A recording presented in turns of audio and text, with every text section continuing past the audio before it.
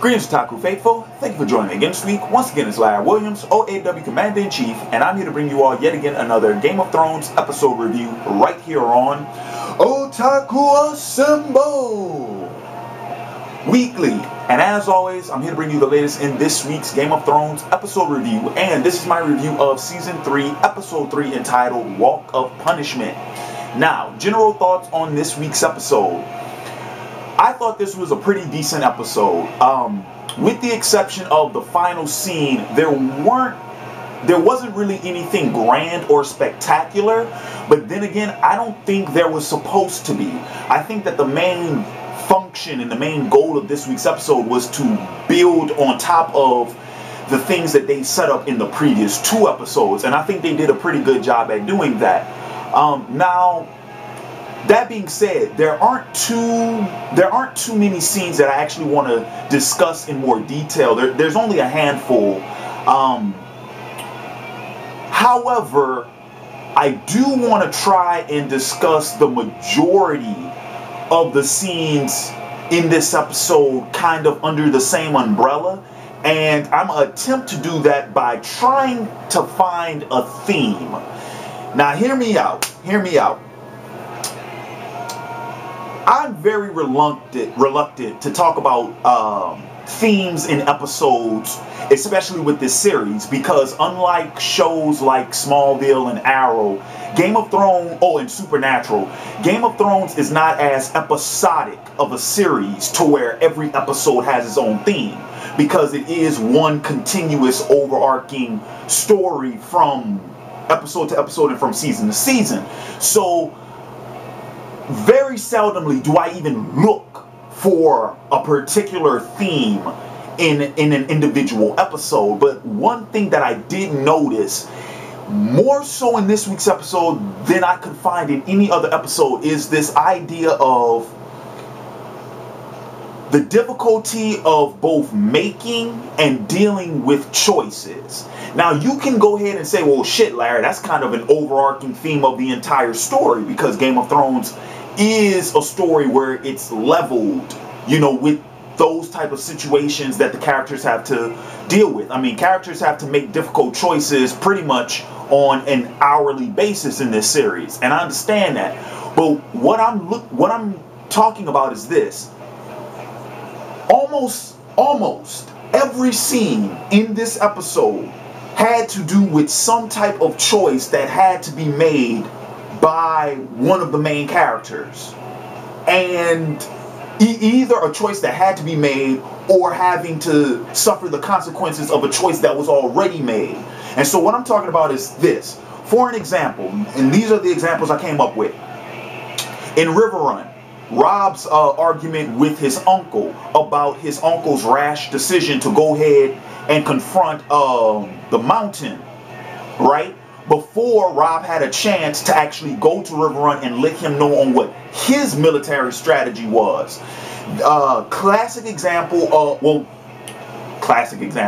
an example of what I'm talking about, where Rob has to now deal with the difficulties of a choice that was made completely independent of him. You see what I'm saying? It was a decision that was made without his knowing. And yeah, you can say that, oh, well, he really had no control over the situation, or it wasn't his fault, but now it's his problem. Difficulty because of a choice that was made. Another example, Stannis. His hesitancy to allow Melisandre to leave, despite the fact that she said there was something she had to take care of. And when they started discussing how, Stannis thought that she was abandoning him, and she's like, no, I'm still serving you, and this is that and the other. They brought up this idea about something about a king's blood was needed in order for Stannis to take the Iron Throne. And Stannis made the mention that, oh, well, I'm a king. And Melisandre says, yes, but there are others with your blood, and the Lord of Light requires sacrifices. Now, we know Stannis doesn't have any heirs, but I don't think they've ever mentioned whether or not he has daughters, because that's what I'm getting the impression of. We know he has a wife, and we know he doesn't have sons, so maybe he has daughters? Or maybe there are other Baratheons that we just don't know about. Either way, Stannis is now faced with this decision, this difficult choice, that I think he'll have to sacrifice one of his own in order to get what he wants. Now, do I think this is going to bear any fruit? Absolutely not. I mean, honestly, the Stannis scenes are probably amongst my least favorite scenes to watch in the series, mainly because I can't help but get the idea that this is all going to end in tragedy. I've said it multiple times, and I'll reiterate it once again. I don't see how anything Stannis is trying to do is going to benefit him for good in the end. I think all of this is going to lead to his inevitable downfall. I don't see any light at the end of the tunnel for him. So watching Stannis' story plays out just seems like one big train, slowly watching a train wreck occur. It's all going to end in tragedy. But that does not take away from the fact that, once again, that was a scene that supported what I'm talking about in this episode. Stannis now has a decision to make. And we're going to find out where he decides to go with it in one of the later episodes. Okay, let's see. Another tough decision, or a difficult decision. Dany, who found herself once again in Astapor. We just picked up right where we left off with Dany, which was good because she wasn't in last week's episode, so I like that they picked up right where they left her. But now the thing is, her having to haggle with the slave owner about how many men she'd actually be able to buy. And she offered to trade one of her dragons. Now, Dany didn't appear to show any type of difficulty in this decision, but I think her decision on getting the army in the first place was a difficult decision, especially when you throw in there the fact that what they've managed to do with Sir Barristan and with God, what is his name? Man, Jorah, thank you. Jesus. But I do want to mention, though, I like what they're doing with Sir Barristan and Jorah. How, yeah, what I mentioned in my episode 1 review about how they would both be advised to her, that did happen, but it's not happening how I thought it would. There is more opposition between those two men than cohesiveness, and I couldn't help but get, maybe it was because of the way they shot him in the episode, the way they were positioned, the way that choreography and that body language was shown in the episode. But you have Dany in the middle of both men, and they're both whispering something else in her ear. It's like the angel and the devil on your shoulder type thing. And so that's why I say I don't like, Dany never gave the impression, or at least the physical impression, that giving up one of her dragons was a difficult choice for her to make. But the scenes with her trying to get advice from both those men and how their views are, well, both of them were against giving up the dragons, but for different reasons. See, that was even for different reasons. So I think the difficulty and the choice she had to make came from that perspective of there's just maybe too many people in her ear. Also, she had to put them in check after they opposed her decision. So once again, I think that just plays into this going theme. Let me see. Who else am I forgetting? Now, Arya's decision to stay with the Brotherhood, I don't think that was too much of a difficult decision. I just think that was a smart decision.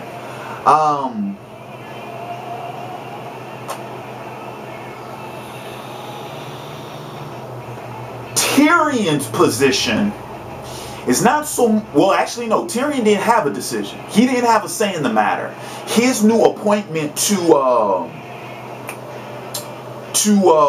pretty much treasurer, his new, I mean, that was a position that was somewhat forced on him. And in all honesty, it's a power play. I mean, without it, Tyrion wouldn't have really had anything else to do. And while I do see some reluctancy on his part, at the same time, like I said, it was kind of forced on him. It was more of the thing where Tywin's like, no, you know, this is what you're going to do, and you're going to do it because I said so type thing. So, okay.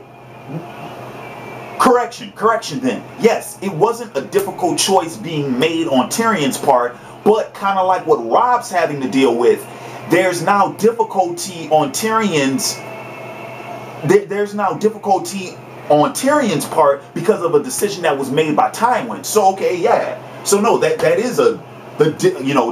does work into the theme in that manner.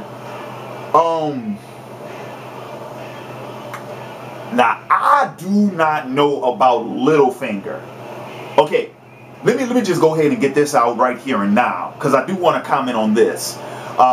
This recent plan for Baelish to marry Lysa and become Lord of the Vale, I can see why the decision was made, and I can also see why Baelish would go along with it, because the Vale is a lot more valuable than Harrenhal, and they actually make that comment. But Baelish shacking up with crazy ass Lysa,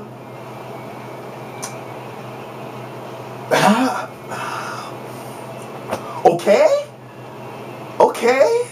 I guess. Are you sure?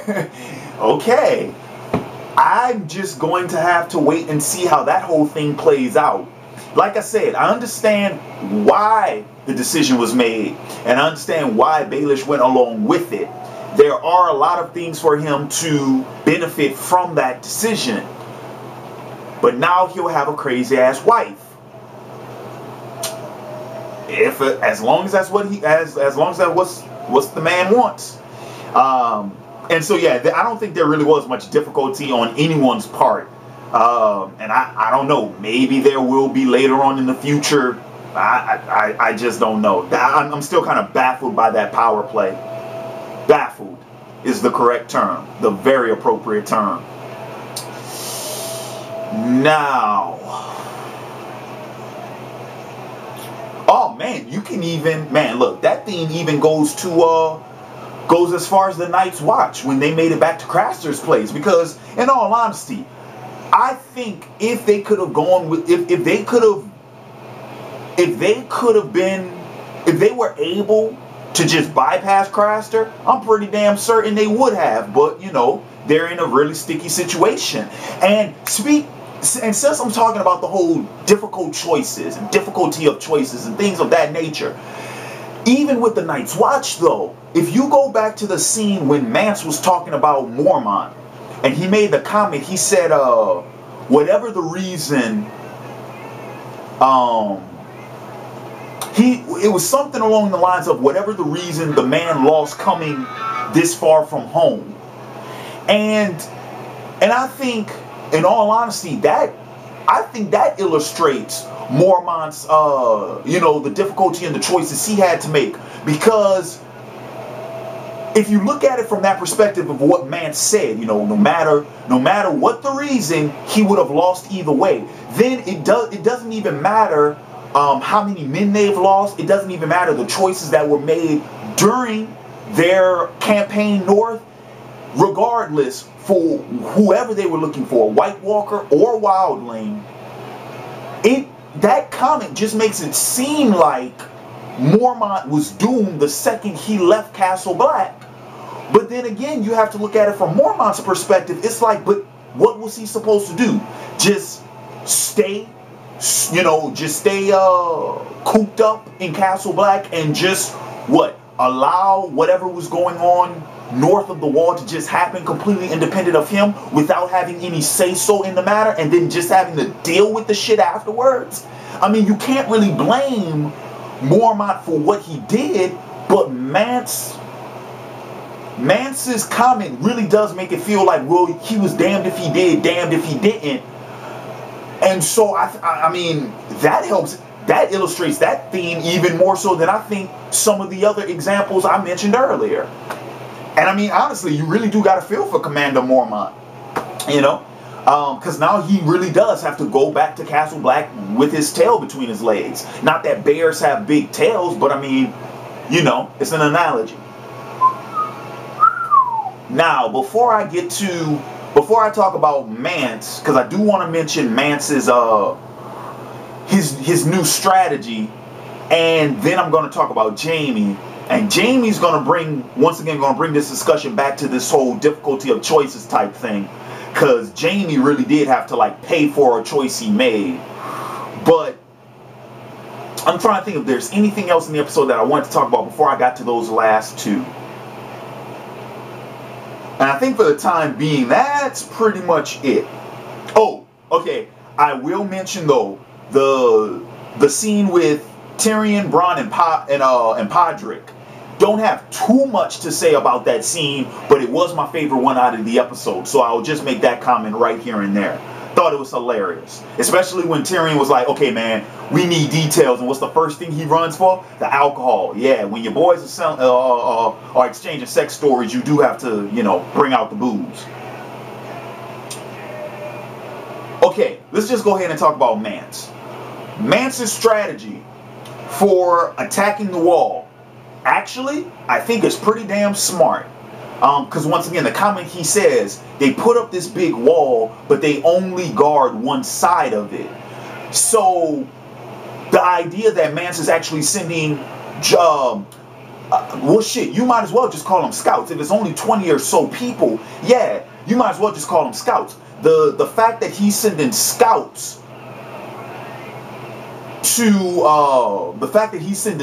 to Castle Black, and the rest of his forces might be crossing further down the wall, I think is actually a pretty good plan.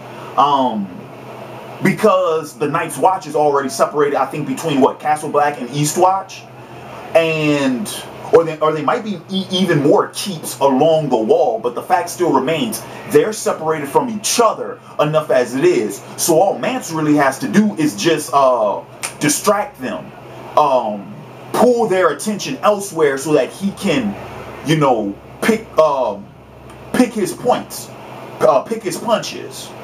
So I thought that was a really good idea. And actually, man, I'm actually impressed by like how quickly Mance's forces are actually moving, because they've already made it to the Fist of the First Men. Which that scene with the horses' heads and the little spiral, that shit was just creepy. But yeah, I'm actually surprised how fast they're actually moving. Hell, they seem to have been moving quicker than the Night's Watch have. But then again, they do know that that land better than anyone else, so that does matter. And now I'm going to wrap up this review with my thoughts on Jaime and Brienne's scenes, more specifically the final one. Once again, going back to the theme I was reaching for. I understand I was reaching for it, but going back to the theme I was reaching for earlier in the review, the idea of the difficulty of making choices, dealing with choices. Jaime being on the ladder, having to deal with choices. Now, I still don't know why Jaime did what he did to try and save or spare Brienne. I don't know why. There is nothing about that character that we as the audience have been introduced to at any point before this episode that would suggest any type of redeemable qualities for Jaime. It just seems like he's always been depicted in a very despicable light. And I'm pretty sure there's a reason for that. So what I'm saying is I have absolutely no idea why Jaime did what he did trying to spare Brienne, because we haven't been giving a single reason to suggest why he would even do that in the first place, right? But then, even after he did it, it ended up biting him in the ass when he lost his hand at the end of the episode. Because the character whose name I can't remember, but the one who captured Jaime and Brienne, while for a minute we were led to believe that he was actually being more lenient towards Jaime and maybe even buying into Jaime's the con that Jaime was playing. Of course we found out that, of course he wasn't buying it at all. He was actually just playing coy. He was, playing possum and whatnot. So now Jaime has, now he has to deal with the repercussions of a choice he made to try and stick up for Brienne. But also, one thing I want to mention about that, and one thing I'm actually hoping to see get developed later on in the series, I think this episode has set up something very interesting with Jaime, and what that is a question of identity and a question of personal worth and value. And this is what I mean. Jaime's captor, his final little monologue, if you will, said something very important. It pointed out something that we had always seen but had never been spoken before, and that is, actually, I found it funny because I did bring this up in one of my reviews, I think in season 1, that Jaime is nothing without his father, right? I've mentioned that numerous times. The Lannisters' children only have as much power as Tywin allows them. If something was to happen to Tywin, if the family would go bankrupt, the Lannisters would be completely, peasants, knock down so many flights it wouldn't even be funny. So I like the fact that we actually got a character to address that, to finally say it out loud, so that everyone is now on the same page, even Jaime himself. This idea that without Tywin, Jaime's nothing. And he also pointed out, oh, well, without your dad, what can you do? What good are you? Right? Okay, that was finally pointed out too, which was what I liked. But then, when he took Jaime's hand, now that brings in something completely different. You already have Jaime, whether he likes it or not, having to acknowledge the fact that, yeah, without his dad, he's worthless. But then the only real thing Jaime had going for him, other than his family name, was his ability as a swordsman, which we already saw poked at earlier when Brienne mentioned how easy it was for her to keep up with him. So that sense of Jaime was already knocked down a couple of pegs, and then we get he loses his hand. Now, unless Jaime is ambidextrous, he can't fight anymore. So what I'm saying is, this scene opens up a very interesting possibility for Jaime to now have to question his self-worth. And what is it that defines him? Not by the Lannister name, not by Kingslayer, not by reputation or lands or titles or money. I'm talking about him as a human being. Where does he find his value now? Because the only two real big identifiers Jaime had prior to now can be taken away from him. So I'm hoping that that question will resurface somewhere later on down the line. But if you're if you are asking for my pretty much I guess you can say my biased opinion of the scene, though, as well as the scene was written, I thought it was fucking awesome that Jaime got his hand taken off. I'm just saying. That bastard deserved a lot more than that. So, like I said, it sets up a lot of interesting things to happen with his character, but at the same time, I'm glad that the prick lost the fucking hand. Let's see him jerk off with his left hand. That's gonna be hilarious. Damn, that was mean. I don't care. They killed my nigga Ned. Anyway. So, I think that pretty much covered everything I wanted to talk about for this week's episode. Want to thank you all for joining me again this week. And with that being said, this is Larry Williams, OAW Commander-in-Chief. I'm signing off, reminding you guys, Vikings, Season 1, Episode 7 review will be up tomorrow night. And until next time, peace.